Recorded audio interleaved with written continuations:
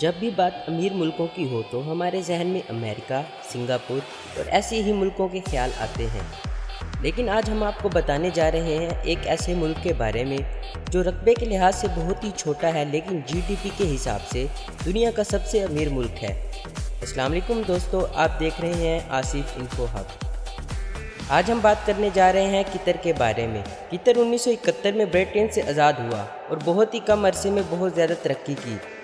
قطر کا کیپٹل ہے دوحہ اور کرنسی ہے قطری ریال۔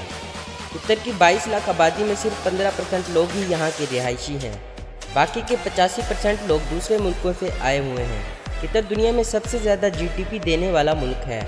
یہاں پر بجلی، پانی اور میڈیکل جیسی سہولیات مفت ہیں اور یہاں پر انکم ٹیکس نہیں لگتا۔ قطر دنیا کا واحد ایسا ملک ہے جہاں پر ایک بھی افراد غریب نہیں ہے۔ یہاں پر 1% سے بھی کم لوگ بے روزگار ہیں۔ قطر رقبے میں بہت ہی چھوٹا ملک ہے، لیکن دنیا میں تیسرا سب سے بڑا نیشنل آئل ریزرو اسی ملک میں موجود ہے۔ 75% مسلم آبادی والے اس ملک میں شراب بین ہے، حالانکہ ملک کے کچھ ہوٹلوں میں اسے خریدنے کی پرمٹ ہے۔ یہاں پر پورنوگرافی اور ڈرگز امپورٹ کرنا بھی غیر قانونی ہے۔ یہاں پر کسی بھی جرم کی سزا اسلامی قانون کے مطابق ہی دی جاتی ہے۔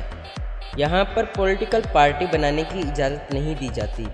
بیرونی ملکوں سے کام کرنے آئے ہوئے لوگوں میں سب سے زیادہ مرد ہونے کی وجہ سے قطر میں آدمیوں کی تعداد عورتوں سے زیادہ ہے۔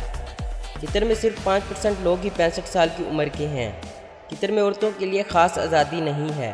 یہاں خواتین کو ڈرائیونگ کی آزادی ضرور ہے، باقی تمام معاملوں میں سعودی عرب جیسے ہی حالات ہیں۔